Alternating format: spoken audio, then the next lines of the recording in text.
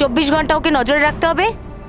In fact আমরা এর জন্য একটা বেবি সিটার রেখে নিই যে 24 ঘন্টা ওর দিকে নজর রাখবে। এখন এসব বলে কি হবে? হ্যাঁ, ভুল আমাদের হয়েছে, এটা তোমরা মানো আর না মানো আমি মানি। Sir, I am so sorry sir. Sir, এই ভুল আর দ্বিতীয়বার আর হবে না। সারিকা আমার ছোট বোন, আর এর খেয়াল রাখা আমার দায়িত্ব স্যার। কারেক্ট। এরপর থেকে এরকম কোনোদিন হবে না। আর তাছাড়া এখন তোমার ওষুধ খাওয়ার সময় হয়েছে না, চল ওষুধ খাবে। স্যার, এটা তো খুবই ভয়ঙ্কর রোগ।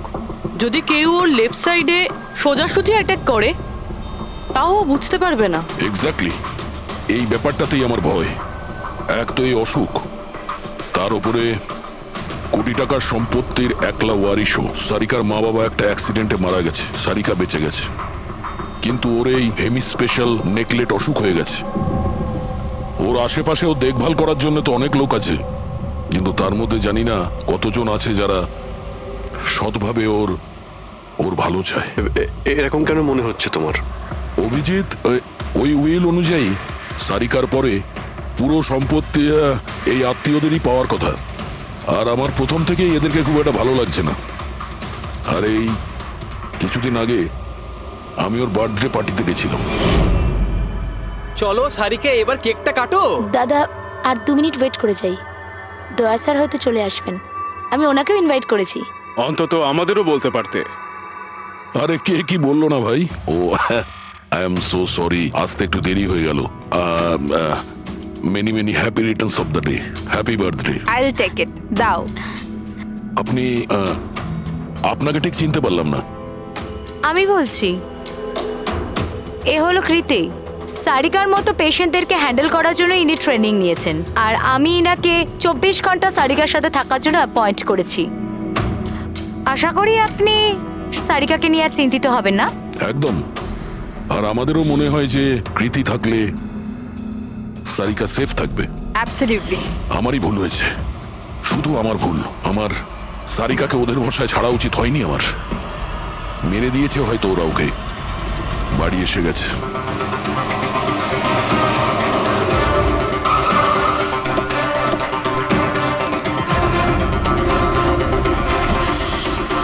কোথায় ও? হ্যাঁ, কি করেছো তোমরা ওর সাথে? স্যার, আমরা তো জানি না কি হয়েছে। আমরা তো কিছুই করিনি স্যার। এক মিনিট, কি হয়েছে কি এখানে? স্যার, ড্রয়িং রুমের অবস্থা দেখে আমরা এতটাই ভয় পেয়ে গেছি যে আমরা ভিতরে যাইনি। আগে এটা বলো, সারিকা কোথায়? স্যার, আমরা কিচ্ছু জানি না, আমরা কিচ্ছু দেখিনি। স্যার, আমরা এইসব দেখে ঘাবড়ে গিয়েছিলাম আর সোজা আপনাকে ফোন করেছিলাম। ঠিক আছে, আমরা দেখে নিচ্ছি। পঙ্কজ, এদের সবার স্টেটমেন্ট রেকর্ড করো, আর কাউকে ভিতরে আসতে দেবে না।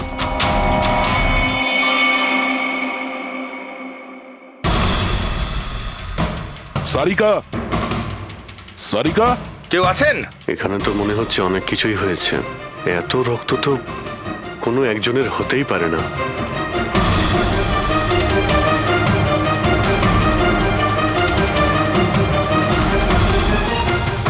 স্যার, হ্যাঁ, স্যার এই দেখুন, কেউ লুটপাট করার জন্য ঢুকেছিল কিন্তু টাকা নিয়ে বেরোতে পারেনি। যেই ওকে বাধা দেওয়ার চেষ্টা করেছিল তার উপরেই আক্রমণ করে। স্যার, লাশ। সারিকা?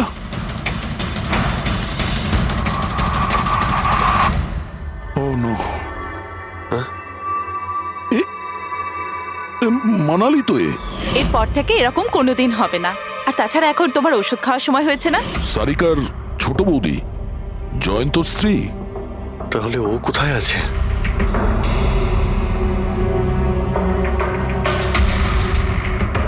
ও নো। দয়া, হ্যাঁ,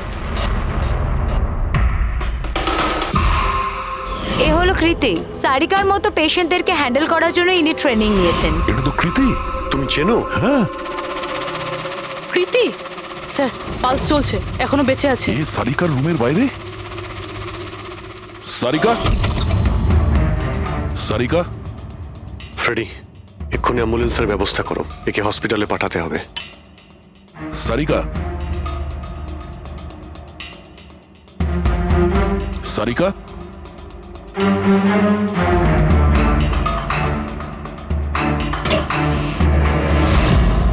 সারিকা, সারিকা, অভিজিৎ, না না না না না, কিছু নেই, কিছু নেই। আমরা সিআইডি থেকে এসো, রিল্যাক্স বাইরে রিল্যাক্স এসো, বাইরে এসো, বাইরে এসো। রবি, এসো। সাবধানে। তুমি ঠিক আছো তো? বসো, এখানে বসো।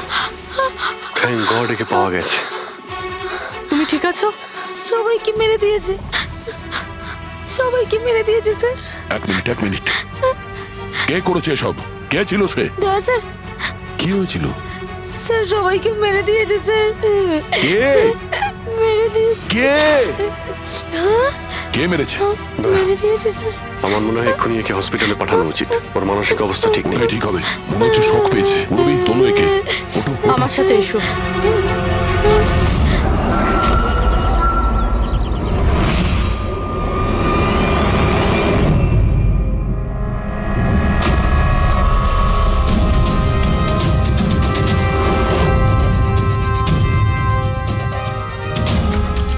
স্যার আপনি আমাকে ঘরে কেন যেতে দিচ্ছেন না? আমার বউ খুন হয়েছে। স্যার প্লিজ, স্যার প্লিজ, আমি একবার দেখতে চাই, শুধু একবার। মিস্টার জয়ন্ত, আপনার স্ত্রীর খুন হওয়ার জন্য আমরা খুব দুঃখিত, কিন্তু আমরা আপনাদেরকে ভেতরে যেতে দিতে পারি না। 3 জনের উপর হামলা হয়েছে, একজন মারা গেছে, একজন আহত, আর একজন শক পেয়েছে। আর আপনারা বলছেন যে আপনারা কিছুই জানেন না। হ্যাঁ, সত্যি আমরা কিচ্ছু জানি না স্যার। ইনফ্যাক্ট আমরা এখানে কেউ ছিলামই না স্যার। আমরা সবাই নিউ বোম্বেতে ছিলাম একটা পার্টিতে। কোন পার্টি? স্যার একটা ফ্রেন্ডের রিসেপশনের পার্টি। তো আপনারা সবাই ওখানে গিয়েছিলেন তো? মানালি। ও বাড়িতে কেন ছিল? স্যার মানালি আমাদের সঙ্গে গিয়েছিল। বাড়িতে শুধু সারিকা আর কৃতি ছিল, কারণ স্যার সারিকা শরীর খারাপ ছিল। কিন্তু স্যার এই পার্টি থেকে হঠাৎ মানালি কি করে হারিয়ে গেল আমরা কিচ্ছু জানি না স্যার। স্যার, হ্যাঁ পূরবী, স্যার এই দেখুন, এর নখে এবং এর বডিতে অনেক গুঁড়ো চুল পাওয়া গেছে। স্যার এই কাঁচের টুকরোগুলো দেখুন, বেশ মোটা, মনে হচ্ছে কারো চশমার কাজ।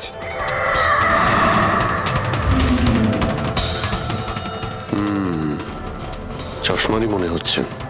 রেখে দাও সাবধানে। এই টেনে নিয়ে যাওয়ার চিহ্নের সঙ্গে রক্তের ফোঁটা।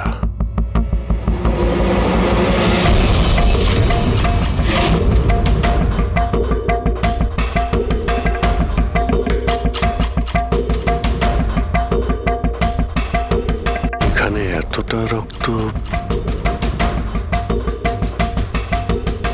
মানে এখানে এসে দাঁড়ায় আর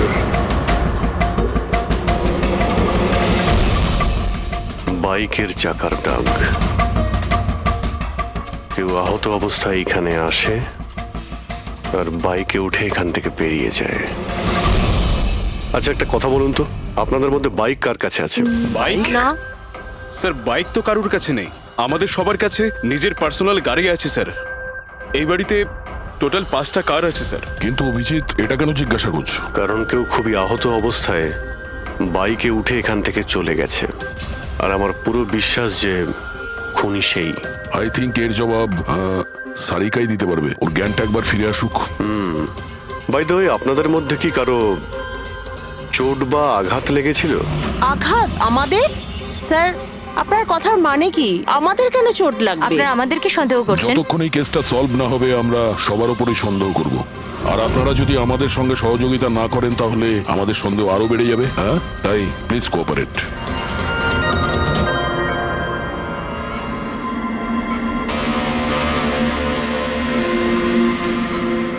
সারিকা,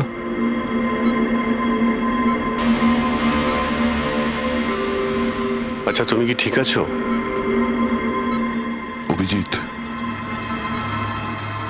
সারিকা, দয়া স্যার, তুমি ঠিক আছো? স্যার মানালি বৌদি আর কৃতি স্যার। কৃতি ঠিক আছে, কিন্তু মানালি মারা গেছে। সামলে কৃতি।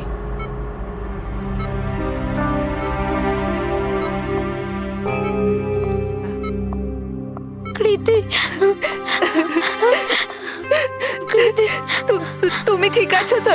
I am so glad you okay. Thank God তুমি ঠিক আছো।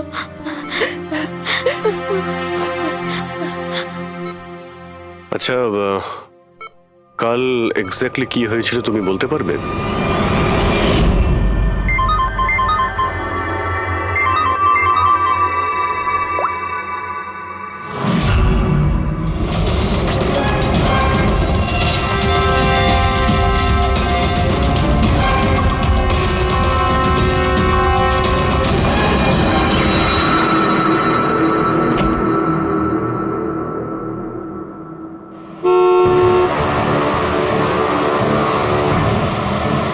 বৌদি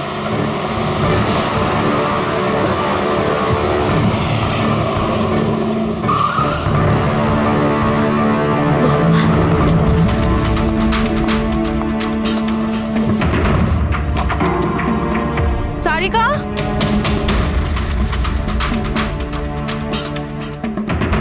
সারিকা, সারিকা কোথায় তুমি? বৌদি সারিকা, সারিকা,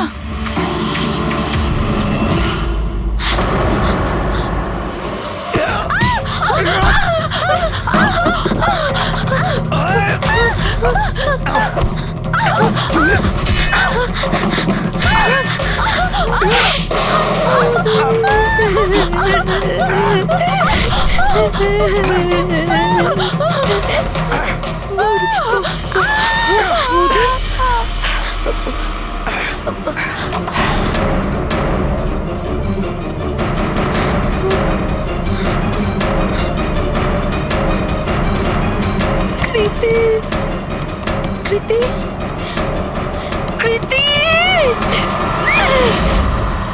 তো তুমি ওনার দরজাতে ধাক্কা দিয়েছিলে। তো কৃতি আপনি আপনি কি দেখেছিলেন? আপনার উপরে আক্রমণ কি করে হলো?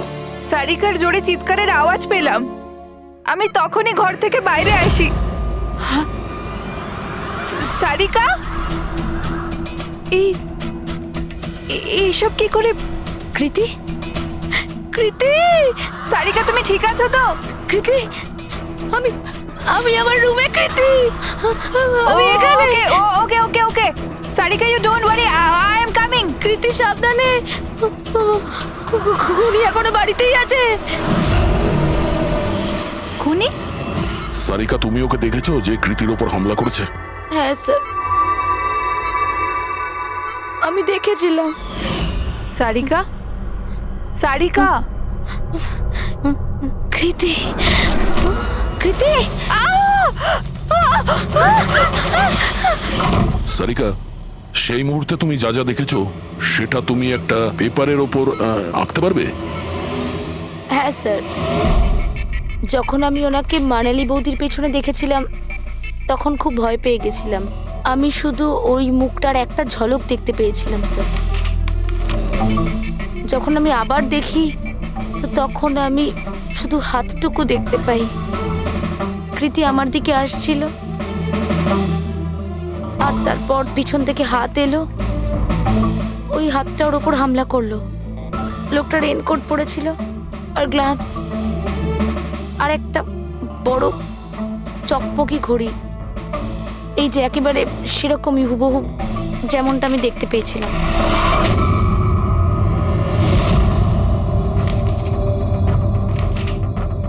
আই হোপ এই অর্ধেক ছবিগুলো দিয়ে আপনারা কিছু উপকার পেয়ে যাবেন হয়তো। চিন্তা করো না, এই অসম্পূর্ণ ছবিটা আমরা কমপ্লিট করব। ফেডরিক, মনোহরের কাছে এই পেন্টিং গুলো নিয়ে যাও আর বলো যে এই স্কেচ যেন কমপ্লিট করে। Sarika thank you so much. আপনি যেতে পারেন, টায়ার্ড হয়ে গেছেন হয়তো। চলো সারিকা।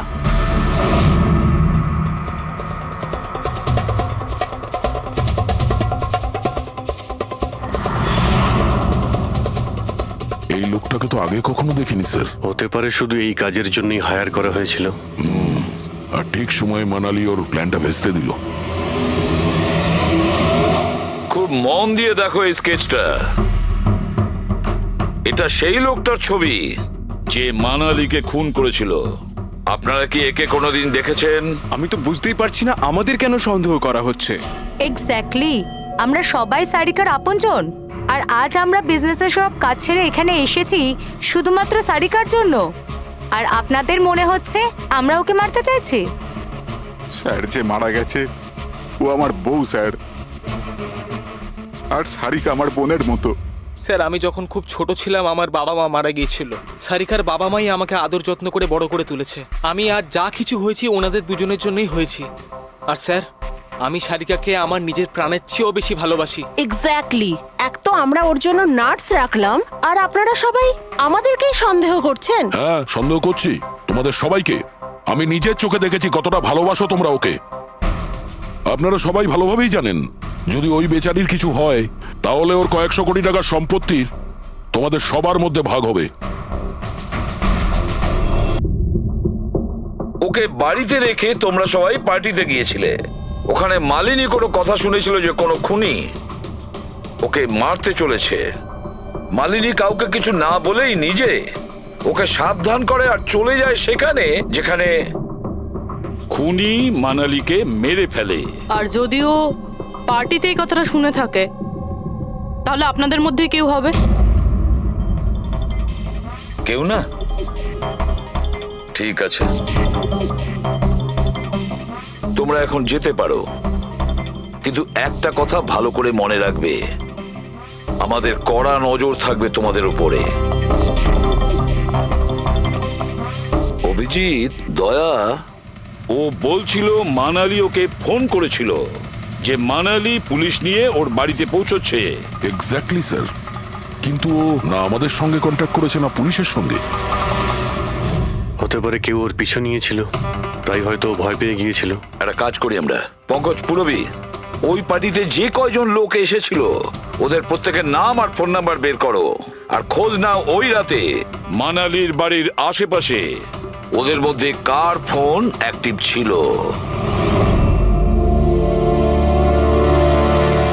স্যার। হ্যাঁ স্যার, ওই রাতে ওখানে 250 লোক ছিল, কিন্তু স্যার একজন হচ্ছে ঈশান। ওই রাত্রেও পার্টিতে ছিল, আর ওখান থেকে ও সারিকার বাড়ির দিকে গেল যখন মানালি পার্টি ছেড়ে গেল।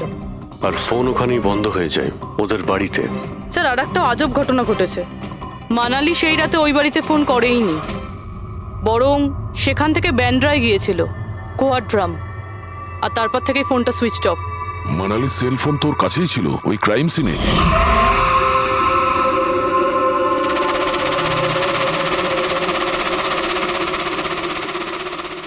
Switch off? আচ্ছা, এমনটা নয় তো যে ওই ফোনটা আসলে ঈশানের ফোন, ভুল করে ওখানে পড়ে গিয়েছিল? মানে ঈশান সেই রাতে সারিকা ভিলা এসেছিল। ডাকো ওই ঈশানকে বিউরোতে। স্যার আমি করেছিটা কি? আমাকে এখানে কেন ডাকা হয়েছে? ঈশান, একটু আপনার চশমাটা খুলবেন? চশমা? স্যার এটা তো উইদাউট নাম্বারের চশমা, এটা তো আমি রেগুলার পড়ি না। ডক্টর সালুকের কাছে নিয়ে যাও এটা। স্যার আমাকে এটা তো বলুন আমি করেছিটা কি? আমরা আপনাকে এখানে মানালি মার্ডার কেসের ব্যাপারে ডেকেছি। ক্রাইম সিনে আমরা চশমার ভাঙা কাঁচ পেয়েছি। আপনার চশমাটাকে ওই কাচের সঙ্গে ম্যাচ করিয়ে দেখব। কিন্তু স্যার আমি তো ওই জায়গায় যাইনি।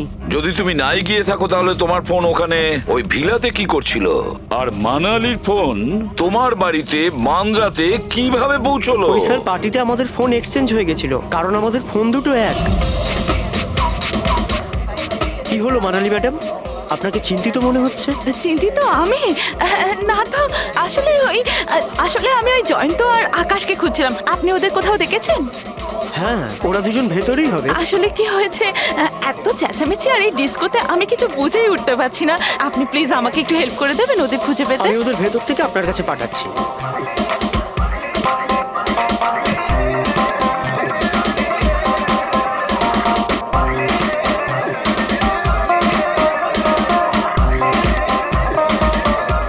মানালি? ঈশান, তুমি তো বলছিলে মানালি খুঁজছে আমাদের। কোথায় মানালি? আরে এক্ষুনি তো এখানেই ছিলেন মানালি, কি জানি কোথায় চলে গেলেন। ওই দিকটা কি দেখি, চলো। স্যার আমার ফোন সুইচ অফ ছিল, এই জন্য আমি মানালিকে বলতে পারি। সেই কারণে মানালি পুলিশকে ফোন করতে পারেনি। স্যার আমাকে বিশ্বাস করুন, আমি খুন করিনি। খুনি না হলেও খুনির সঙ্গী তো হতে পারো, যে ওখানে ওই পার্টিতে উপস্থিত ছিল। তুমি পার্টিতে মালিনীর সমস্ত কথা শোনো, আর যখনই মানালি ওখান থেকে বেরোয় তুমি মানালির পিছু নাও। কোনো কায়দা করে তুমি মানালির ফোন তোমার বাড়ি ব্যান্দ্রাতে পাঠিয়ে দিলে, আর ওখানে পাওয়া চশমার কাঁচের টুকরো, আমাদের সন্দেহ ওটা তোমার চশমার। রিপোর্ট তো আমরা পেয়েই যাব আমাদের ফরেন্সিক ল্যাব থেকে।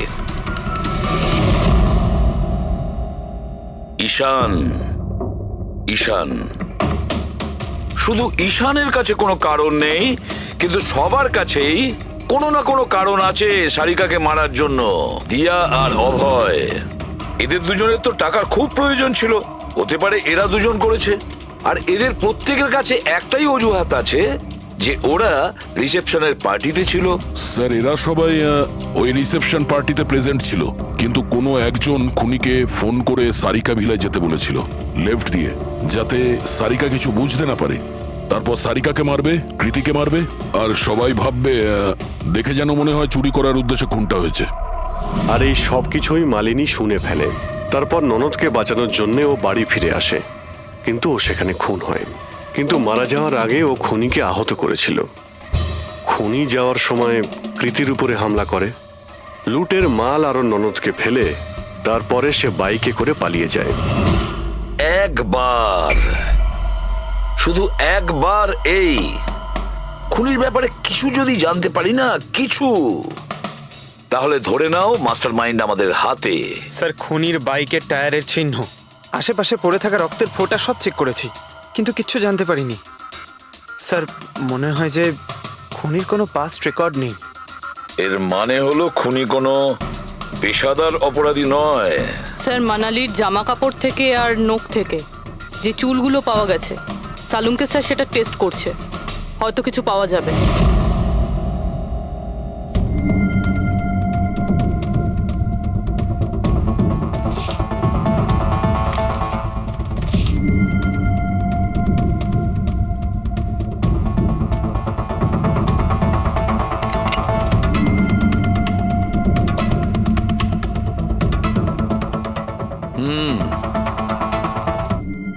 আমার আন্দাজ একদম ঠিক ছিল। এবার শুধু ডিএনএ রিপোর্টটা দরকার। হ্যাঁ সালুকে বস, হ্যাঁ একটা কথা ঠিক যে ঈশান খুনি নয়, কারণ ক্রাইম স্পট থেকে এই যে চশমার লেন্সের ভাঙা টুকরো পাওয়া গেছে, এইগুলো ঈশানের চশমার সঙ্গে ম্যাচ করছে না। এক তো ঈশানের চশমার পাওয়ার 0, আর দ্বিতীয়ত ঈশানের যে চশমাটা তার লেন্সগুলো একদম নর্মাল, কিন্তু এই লেন্সটা ফটোক্রোম্যাটিক, মানে রোদের সঙ্গে রং পাল্টায়। আচ্ছা, ওই যে রক্ত পাওয়া গিয়েছিল ওই বাইকে টায়ারের মার্কের কাছে, সেটা কি খুনির রক্ত? হ্যাঁ, ওই রক্তটা খুনিরই, যার বয়স 25 থেকে 30 বছরের মধ্যে। আর মানালির নখে যে চুলটা পাওয়া গেছে ওটা নিশ্চয়ই খুনির। আসলে বস, হাতাহাতি করবার সময় চুল গোড়া থেকে উপড়ে আসে, অথচ এই যে চুলটা, এটা উপড়ে আসেনি, কাটা হয়েছে। আর এইটা দেখো স্ক্রিনে, যতগুলো চুল আছে সব আলাদা আলাদা রকমের। কোনো চুল সিধে, কোনোটা কোঁকড়ানো, আর ওগুলো রং দেখো, প্রত্যেকটা চুলের রং আলাদা, কোনোটা কালো, কোনোটা ব্রাউন, কোনোটা ডার্ক ব্রাউন, আর ওই গোল্ডেনও আছে। এই চুলগুলো একটা লোকের হতেই পারে না। আলাদা আলাদা লোকের চুল? হ্যাঁ দয়া, এই চুল থেকে আমরা বিভিন্ন ধরনের কেমিক্যাল পেয়েছি, যেমন হচ্ছে কেরাটিন, ফিফটাইন, আরো অনেক কিছু। আমার মনে হচ্ছে না যে এই চুলগুলো কোনো একজন লোকের মাথার চুল। Hello, oh good, very good, thank you very much, good news, bye. DNA টেস্টের রিপোর্ট, এই রিপোর্ট এই বিষয়টা কনফার্ম করছে যে এই যে চুলগুলো সেগুলো কোনো একজন ব্যক্তির চুল নয়। যে লোকটার ড্রেসের ওপর আলাদা আলাদা চুল আছে, আলাদা আলাদা লোকের কাটা চুল, সেই লোক কোনো বড় সেলুনে কাজ করে, হেয়ার স্টাইলিস্টের।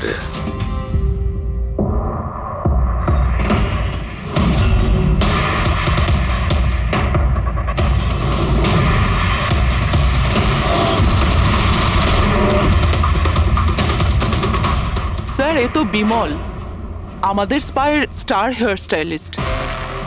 স্যার, এখানে যেই আসুক না কেন সবাই ওর কাছেই হেয়ার স্টাইল করতে চাইতো। কিন্তু স্যার, এই কিছুদিন ধরেই হলো এই টাকা পয়সা নিয়ে ভীষণ চিন্তিত থাকতো। এর জুয়া খেলার খুব অভ্যাস ছিল, কিন্তু স্যার এ খুন করবে এটা স্যার আমি একদম ভাবতেই পারছি না। যাই হোক, এখনো কোথায় আছে বলতে স্যার পারবেন? একে এখন কোথায় পাবেন এটা আমি বলতে পারবো না, তবে কিছুদিন যাবত এখানেও কাজে আসছে না, আর নাও ও আমার ফোন তুলছে। আপনি ওর ফোন নাম্বার আর অ্যাড্রেসটা দিন আমাদের। হ্যাঁ স্যার, আমি এখনই আনছি।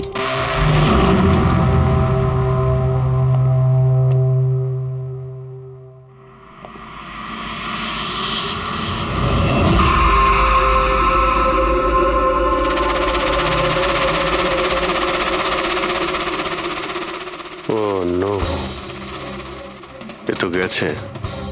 বিষ খেয়েছে। এখানে আঘাত লেগেছে আর এই কাঁধেও নখের চিহ্ন। মানে এই হলো সেই যে মানালিকে খুন করেছে। দেখো কিছু পাওয়া যায় কিনা।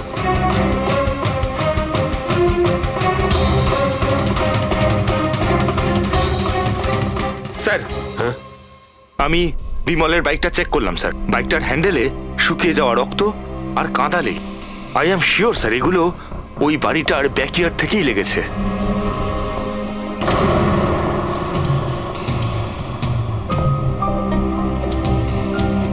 স্যার, স্যার এই ভেঙে যাওয়া চশমা আর এই রেনকোট পেয়েছি। রেনকোটে রক্ত লেগে আছে।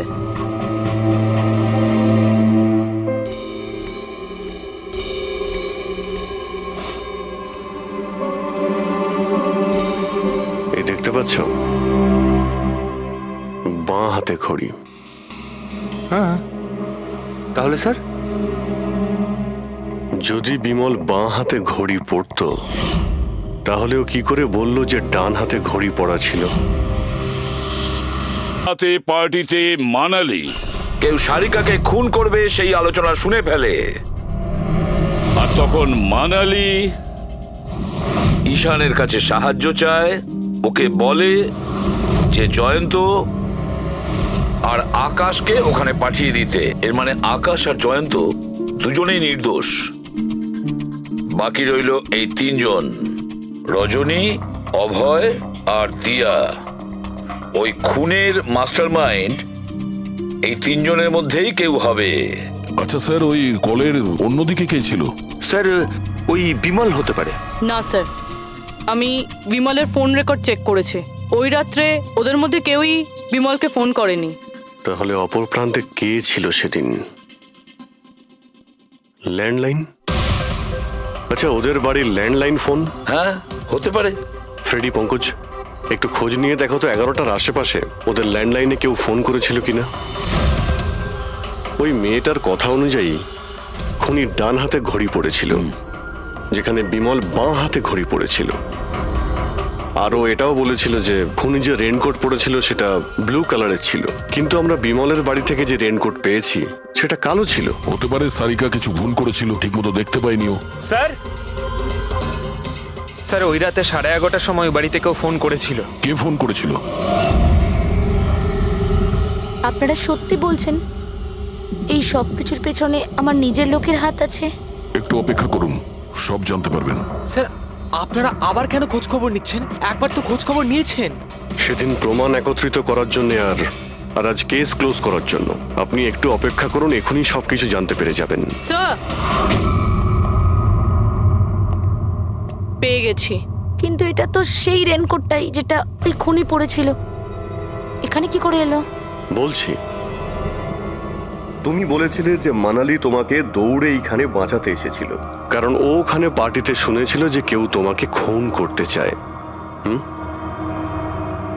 কিন্তু সে খুনি ছিল না, সেই ছিল যে এই পুরো প্ল্যানটা করেছিল।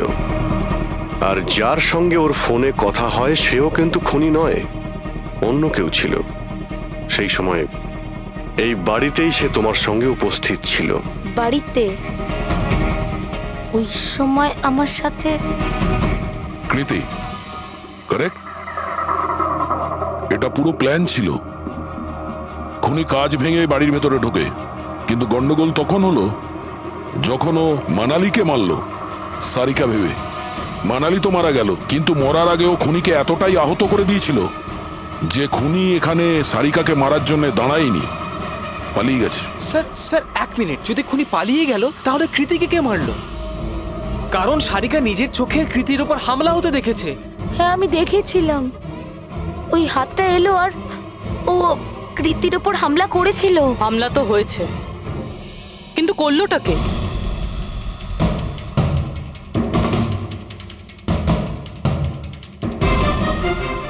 আপনারা সবাই আমাকে এভাবে কেন দেখছেন? এর উত্তর তো শুধু তুমিই দিতে পারবে কৃতি। ও রাত ঠিক 10:30টার সময় শুয়ে পড়েছিল। আর মানালি কাউকে ফোনে কথা বলতে শুনেছিল রাত 11:10 আর সেই ফোনটা এসেছিল এই বাড়ির ল্যান্ডলাইনে। কে রিসিভ করেছিল সেই কলটা? যদি আমরা এটা মেনেও নিই যে বিমল তোমার ওপর হামলা করেছে, তাহলে ও তোমাকে বাঁচিয়ে রাখলো কেন? ও মানালিকে এত নৃশংসভাবে মারলো আর তোমাকে শুধু এই একটা আঘাত কেন? ও সারিকাকে কেন মারলো না? আর এই চুরি করা টাকা ছেড়ে পালালো কেন? আর সব থেকে বড় প্রশ্ন, ও খুনিকে এই ব্লু কালারের জ্যাকেট পরে থাকতে কি করে দেখলো?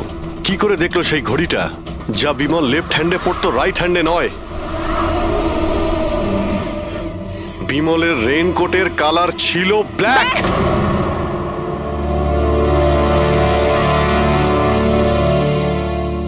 ঠিক চিনেছেন আপনারা। ওই হামলা আমি নিজেই করেছিলাম।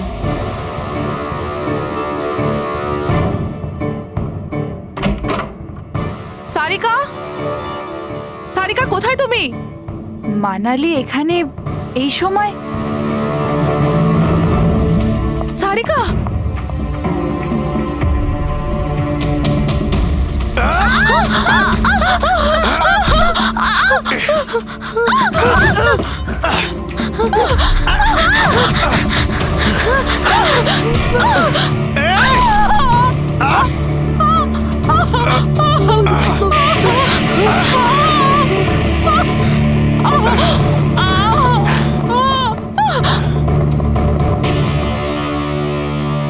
কৃতি,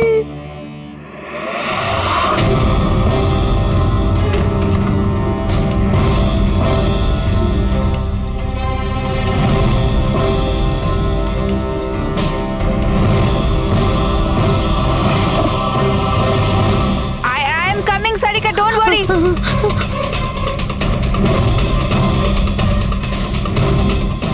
কৃতি, কারণ আমি চাইনি কেউ আমার উপর সন্দেহ করুক। আর তুমি যখন এত কিছু বলেই দিলে, তখন ওই মাস্টার মাইন্ডের নামটাও বলে দাও। হ্যাঁ, আর তুমি যদি বলো ওর নামটা আমি বলে দিই, যে মানালিকে মেরেছে আর সারিকাকে মারতে পারতো। কি রজনী দেবী, আপনি জানেন আমরা কার কথা বলছি? রজনী তুমি? হ্যালো, কিলার শার্প 11:30টায় পৌঁছে যাবে। সারিকার খেলা শেষ, যে কোনো মূল্যে করতেই হবে। ওই আমার বাকি টাকাটা? তুমি তোমার পয়সা পেয়ে যাবে। ওকে।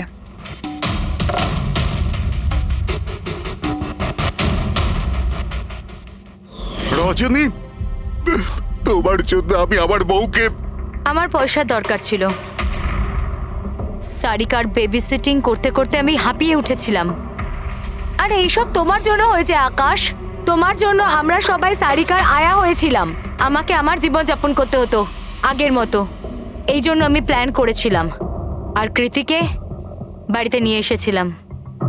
পার্টিতে যাওয়াও আগে থেকেই ঠিক ছিল, যাতে আমি সময় পাই প্ল্যান করার। সব ঠিক চলছিল, শুধু বিমলের ব্যাপারে একটু ভুল হয়ে গেল। না হলে... এত কিছু হয়ে যাওয়ার পরেও দেখছি তোমার কোনো অনুতাপ নেই, বরং নিজের প্ল্যান নিয়ে গর্ব করছো। তুমি অনেক সময় পাবে নিজের প্ল্যানের ভুল ত্রুটি ধরার, কারণ তোমার এই বাকি জীবন এবার তোমাকে জেলের মধ্যে বসেই কাটাতে হবে।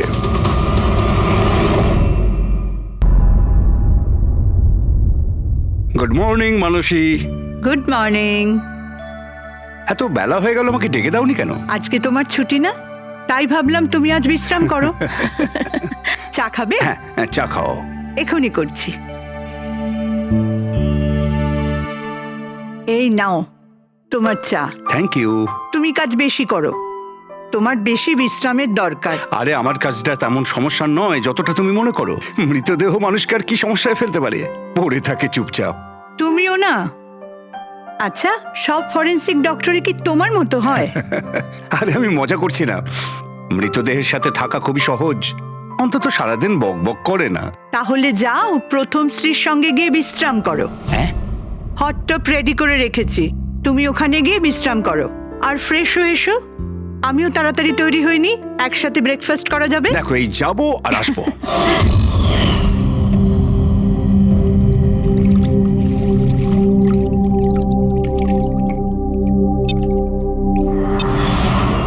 Good morning mom. Good morning বাবা। কি ব্যাপার, এত সুন্দর সুগন্ধ কিসের? কি রান্না হচ্ছে? ওটা তো খাওয়ার পরই জানতে পারবি।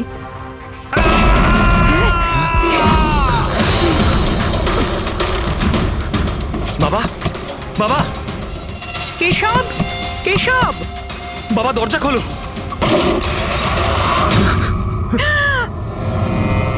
বাবা,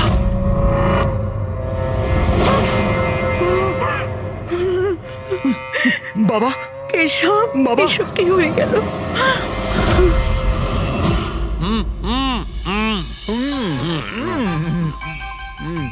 না না, আজকে এই যে ফুচকাটা আমরা খাচ্ছি না, আমার কলেজের দিনগুলো মনে পড়ে যাচ্ছে। কলেজে এমন কি করতেন স্যার? আরে পঙ্কজ, আমাদের কলেজে, মেডিকেল কলেজে যত ব্যাচমেট ছিল, ঘনিষ্ঠ বন্ধু, সবাই একসঙ্গে বসে যেতাম টেবিলের ওপরে আর বাজি ধরতাম 1 মিনিটের মধ্যে কে কতটা ঝাল আর কত বেশি ফুচকা খেতে পারে। আরে ভাই 1 মিনিট, এই দেখো কলেজ ফ্রেন্ডের নাম করেছি আর কলেজ ফ্রেন্ডের ফোন এসে গেছে। হ্যালো, হ্যাঁ কেশব। দাদা, দাদা একটু সাহায্য করুন। মানসী, কিছু করুন দাদা, প্লিজ সাহায্য করুন। ব্যাপারটা কি মানসী? উনি মারা গেছেন।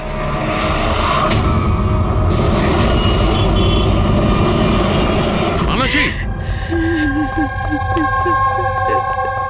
মানসী, মানসী কি হয়েছে?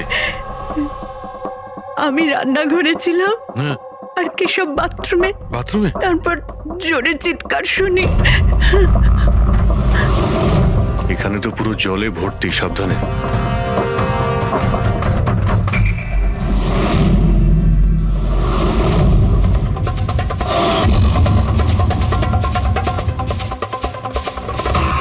স্যার, স্যার পিঠে তো দাগ রয়েছে, কিন্তু ব্লিডিং কোথা থেকে হয়েছে? হ্যাঁ, আঘাতটা খুব জোরেই হয়েছে, কিন্তু কোনো ক্ষত তো দেখা যাচ্ছে না। একটা কাজ করছি, বডিটাকে ল্যাবে নিয়ে গিয়ে দেখছি। তুমি কি দেখেছিলে? কি হয়েছিল কি এখানে? অ্যাকচুয়ালি স্যার, আমি, মা আর রতন আমরা 3 জন হলে ছিলাম। হঠাৎ করে জোরে একটা শব্দ পেলাম, মনে হলো যেন বোম ফেটেছে। আমরা 3 জন বাথরুমের দিকে দৌড়ে এলাম আর দেখলাম যে বাবা। বোম ফেটেছে? যদি বোম ফাটতো তাহলে এখানে তো সব ভাঙাচোরা থাকতো, সেরকম তো কিছুই নেই।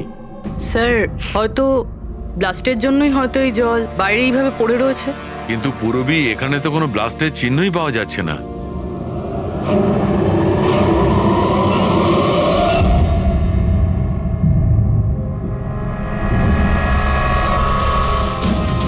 আপনাদের কি মনে হয় কে কে করতে পারে? আই মিন, আপনার হাজবেন্ডের কারোর সঙ্গে কোনো শত্রুতা বা কোনো রকম ঝামেলা? কারোর সঙ্গে কখনো কোনো শত্রুতা ছিল না স্যার। বাবা কোনোদিনও কারোর কোনো ক্ষতি করেনি। উনি একজন সাকসেসফুল ডাক্তার ছিলেন, প্রাইভেট হসপিটালে চাকরি করতেন। হসপিটাল থেকে বাড়ি, বাড়ি থেকে হসপিটাল। শত্রু তো ছেড়েই দিন, উনি কখনো কারোর সাথে ঝগড়াও করেননি।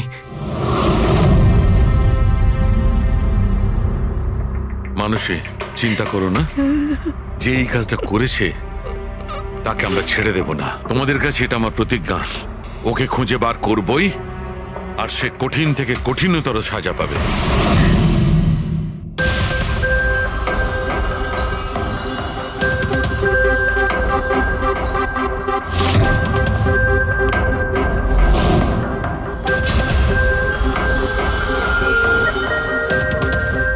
হ্যাঁ শালুকে, কিছু পেলে? স্যার, কেশব বাবুর শিরদাঁড় আর হাড় ভেঙে গেছে। ইন্টারনাল অর্গানও খুব খারাপভাবে ড্যামেজ হয়েছে। এই একটা বাথটাবে বসে বসে এত বড় ইনজিউরি? বস, কেশবে যে ধরনের চোট লেগেছে এটা এই রকম একটা আঘাত যেমন বোম ব্লাস্টে হয়ে থাকে। আরে স্যার, আমরা পুরো এরিয়াটাই চেক করেছি, আপনিও তো ছিলেন ওখানে, ব্লাস্ট হওয়ার মতো কিছুই তো ছিল হ্যাঁ না। মানছি সেখানে আমরা কিছুই পাইনি, কিন্তু তবুও এটা আমার দৃঢ় বিশ্বাস এর চোটটা বোম ব্লাস্টের কারণেই। আরে কিভাবে হয় যখন ওখানে কোনো বোম ছিলই না? তাহলে ব্লাস্ট হবে কি করে? কিন্তু এনার শিরদাঁড়ার হাড় যে অ্যাঙ্গেল থেকে ভেঙেছে সেটা থেকে একদম পরিষ্কার যে যেটা হয়েছে বা ব্লাস্ট যাই হয়ে থাক সেটা নিচের দিক থেকে হয়েছে জলের ভেতর। এটা ওই বাথটাবের জলের অ্যানালিসিস। আপনি ওই জলে কিছু পেয়েছেন? হ্যাঁ, জলে অনেক কিছু পাওয়া গেছে। ওর ঘাম পাওয়া গেছে, ওর গায়ের চুল পাওয়া গেছে, ও যে শ্যাম্পু দিয়ে চান করছিল যে শ্যাম্পুর অংশ পাওয়া গেছে, ও গায়ে সেন্ট মেখেছিল সেই সেন্টের গন্ধ পাওয়া গেছে। আমার তো মনে হয় তুমি ভুল করছো। তুমি আবার একবার চেক করো। আবার করার কোনো দরকার নেই।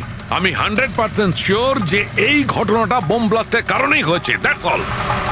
এই ইনভেস্টিগেশন তুমি বন্ধ করো। বন্ধ করবো মানে তুমি এখন স্বাভাবিক অবস্থায় নেই প্রপার ইনভেস্টিগেশন করার ব্যাপারে। আর অভিজিৎ, দয়া, ডক্টর কেশবের ইনভেস্টিগেশন আমরা করব। শালুখে দেখো, আমার কথাটা শোনো। আমি জানি ডক্টর কেশব তোমার খুব কাছের বন্ধু ছিলেন, আর তুমি সিআইডির প্রসিডিওরটা তো জানো। আমার কথা শোনো, অভিজিৎ দয়ার সঙ্গে বসো আর কেশবের ব্যাপারে যা কিছু জানো সব কিছু বলে দাও ওদের। হয়তো উনি এমন কিছু কথা বলেছিলেন যেটা আমাদের কেস সলভ করতে কাজে লাগবে। আরে ভাই তুমি প্লিজ শালুখে আমার কথাটা শোনো। ওকে দেখ পঙ্কজ, কেশববাবু যে হসপিটালে কাজ করতেন ওখানে গিয়ে জিজ্ঞাসা করো খুব ভালো করে, দেখো কিছু পাওয়া যায় কিনা। প্রত্যেকটা ইনফরমেশন আমাদের চাই।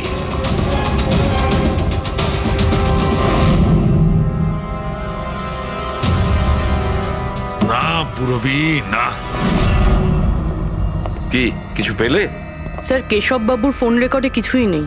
কোনো হুমকির এসএমএস, কোনো রকম আনইউজুয়াল ফোন কল, কোনো রকম আনইউজুয়াল জিনিস কিছু নেই। ভাই আমি বলছি কেশব একজন সহজ সরল লোক ছিল, শুধু নিজের কাজের দিকে মন ছিল, কারোর সঙ্গে কোনো গন্ডগোল ছিল না, ওর কোনো শত্রু থাকতেই পারে না। স্যার হসপিটাল থেকে কিছু পাওয়া যায়নি? ফেডরিক আর পঙ্কজ ওরাও দুজনে কিছু পায়নি।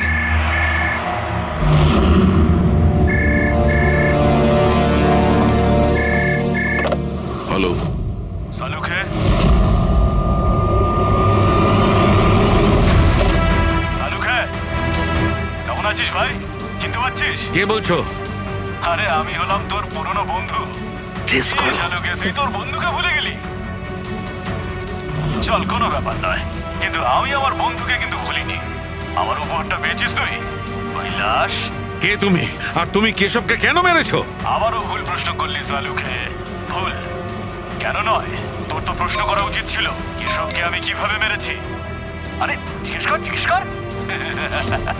তুই এমনিও ধরতে পারবি না, তুই তো এমনিতেই টাইম ওয়েস্ট করে যাবি অ্যানালাইসিস আর থিওরির মাধ্যমে। বোম ব্লাস্টের ব্যাপারে খোঁজ খবর পেলি তুই? হ্যাঁ, বাথটাবের জল পরীক্ষা করেছিস? আর কেশবের শত্রুর নাম লিস্ট করেছিস? এখনো করিসনি? তাড়াতাড়ি কর সালুকে, কি করছিস তুই? আমি তোমাকে স্যার নন প্রেসেবল ফোন ছিল, মাল্টিপল লোকেশনস। ও মাই গড। ডক্টর সালুখে, আপনি এই লোকটার আওয়াজ চেনেন? না, আমি বুঝতেই পারছি না কে ফোন করছে। এ আমাকে নিয়ে ঠাট্টা করছে, এ মনে করছে আমি কোনো সূত্র খুঁজেই পাবো না। হিন্টস তো দিয়ে দিয়েছে সালুখে।